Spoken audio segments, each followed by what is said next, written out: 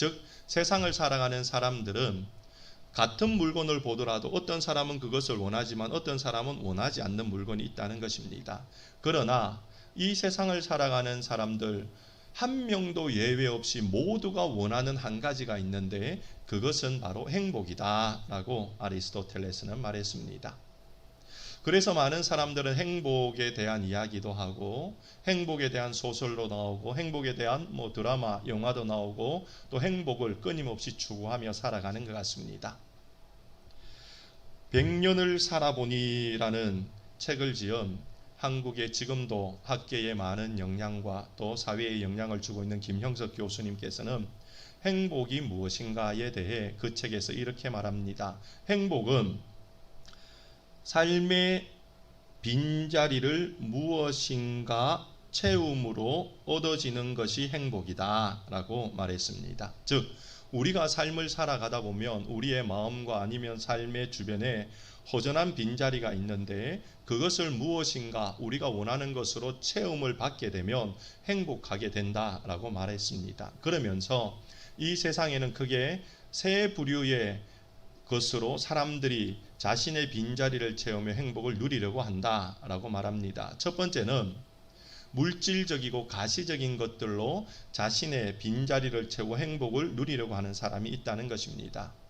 그런 사람들은 물질로 채우기를 원하고 아니면 음식으로 채우기를 원하고 명예로 채우기를 원하고 지배하는 지배욕으로 채우기를 원하고 어떤 이들은 성적인 것들로 채우기를 원하여서 자신의 빈자리를 채워 행복을 추구하려고 하는 부류의 사람들이 있다는 것입니다. 두 번째 부류는 어떤 사람들인가 하면 정신적인 것들로 자신의 빈자리를 채워서 행복을 누리려고 하는 사람들이 있다라고 합니다. 그 사람들은 어떤 소설을 창작하거나 아니면 예술품을 만들므로 아니면 감상하거나 아니면 오페라를 들음을 통해서 자신의 정신적인 부분에 허전한 것을 채워서 행복을 누리려고 하는 사람들이라는 것입니다. 세 번째는 어떤 사람들이 있는가 하면 그 사람들은 선한 삶을 살거나 아니면 이상적인 무엇인가를 이루어서 자신의 허전한 빈자리를 채워 행복을 누리려고 하는 사람이 있다는 것입니다. 이런 사람들은 사랑을 통하여서 아니면 선행을 통하여서 자신의 빈자리를 채워 행복을 누리려고 하는 사람들이라는 것입니다. 그래서 사랑을 얻든지 선행을 위해서는 자신이 어떤 희생을 해도 아낌없이 희생하며 그것들로부터 얻어지는 결과로 자기가 만족함을 누리며 살아가려는 사람들이라는 것입니다. 이처럼 세상에는 수많은 행복을 얻기 위해서 또 내가 원하는 행복을 얻기 위해 사람들은 시간과 물질과 또 여러 가지 많은 것들을 아낌없이 사용하며 또한 자신의 에너지를 쓰게 됩니다. 그러면 이렇게 우리가 얻었던 행복을 우리는 얼마 동안 누리게 될 수 있을까요? 예전에는 일반 사람들이 하는 이야기를 한번 말씀을 드렸는데 영국의 속담에는 행복을 우리가 얼마나 누릴 수 있는가에 대해 이런 속담이 있다고 합니다. 하루가 행복하려고 하면 이발소를 가라. 이발을 하게 되면 하루는 행복하다는 거지요. 일주일에 행복하기를 원하면 결혼을 하라. 결혼하려면 일주일이 행복하다는 것입니다. 영국의 속담이니까요. 만약에 1개월이 행복하기를 원하려면 한 달이 행복하기를 원하려면 말을 구입하라. 이 오래된 속담이니까 말을 구입하라는 거죠. 오늘날 치면 차를 구입하라 라고 바꿀 수 있겠습니다. 1년을 행복하려면 집을 지어라. 그리고 평생을 행복하기를 원한다면 정직한 삶을 사는 인간이 되어라 라고 영국 속담에는 말하고 있다고 합니다. 어쨌든 영국 속담이든 아니면 우리가 이 땅을 살아가면서 경험으로 알아내던 모든 것들, 우리의 이 땅에서 얻는 행복은 내 빈자리를 채워서 행복이 주어졌다라고 생각하지만 사실 이것이 영원하지 않다는 것을 우리는 잘 알고 있습니다. 그러면 성경은 행복에 대해서 무엇이라고 이야기하고 있을까요? 성경은 행복에 대해서 여러 가지를 말씀하는데 오늘 우리가 읽었던 시편 23편에서 이 말씀은 우리에게 독특한 행복을 우리에게 말씀하고 있습니다. 시편 23편이 그렇게 애송이 되고 암송이 되고 또 낭송이 되고 읽을 때마다 내 마음에 무엇인가 뿌듯함이 있는 이유는 지난주에 살폈듯이 여호와 하나님과 나의 관계가 그 안에 들어있기 때문이라고 말씀을 드렸습니다. 또한 그 안에는 여호와 하나님과 나의 관계를 넘어선 내 안에 채워지지 않는 것을 채워주는 행복이 그 안에 들어있기 때문에 우리는 시편 23편에 나도 모르게 끌리게 된다는 것입니다. 그러면 시편 23편이 말하는 행복은 무엇입니까? 시편 23편 1절은 우리에게 이렇게 말씀합니다. 여호와는 나의 목자시니 내게 부족함이 없으리로다 라고 말씀합니다. 여호와는 나의 목자이신데 내게 부족함이 없다는 것입니다.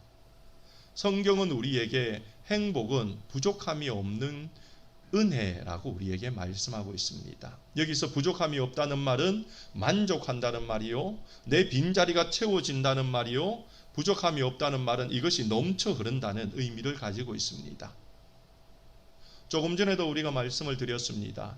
행복이란 내 삶의 빈자리에 무엇인가 채워 넣어서 만족할 때에 누릴 수 있는 것이라고 김영석 교수님의 말을 빌어서 설명을 드렸습니다.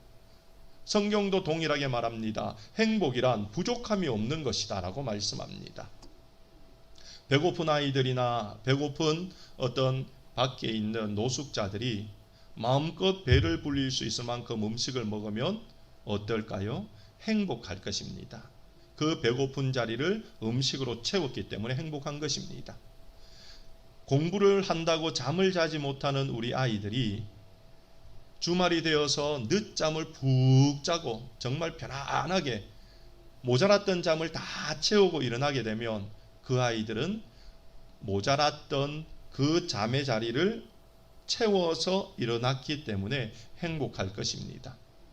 자신의 꿈이라는 것을 이루기 위해 땀을 흘리고 수고하고 노력하며 애썼던 그 사람이 마침내 합격이라는 결과를 그 꿈의 빈자리에 채워 넣게 된다면 그 사람은 행복하게 될 것입니다. 이처럼 부족함이 없는 삶은 다른 말로 하면 행복한 삶이다 라고 말할 수 있다는 것입니다.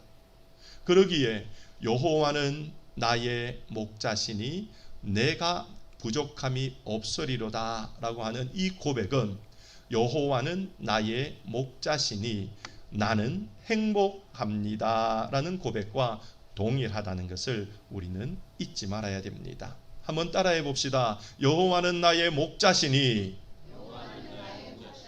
나는 행복합니다. 우리 붙여서 다 같이 시작. 여호와는 나의 목자시니 나는 행복합니다. 그렇습니다. 왜요? 부족함이 없기 때문에 나는 행복하다는 것입니다. 내 빈자리를 세상의 것으로 채워보았는데 그것은 오래가지 않았다는 것을 우리는 알고 있습니다. 머리를 깎아서 하루는 행복해질 수 있고, 결혼을 해서 일주일은 행복해질 수 있고, 차를 구입해서 한 달은 행복해질 수 있고, 집을 사서 1년은 행복해질 수 있으나 여전히 그것이 시간이 지나고 나면 나는 여전히 불행을 경험할 수밖에 없는데 성경은 말씀합니다.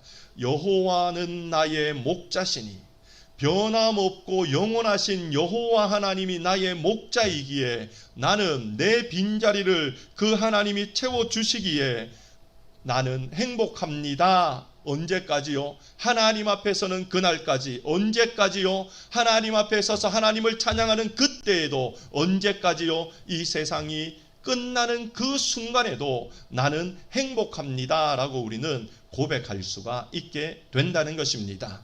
그러면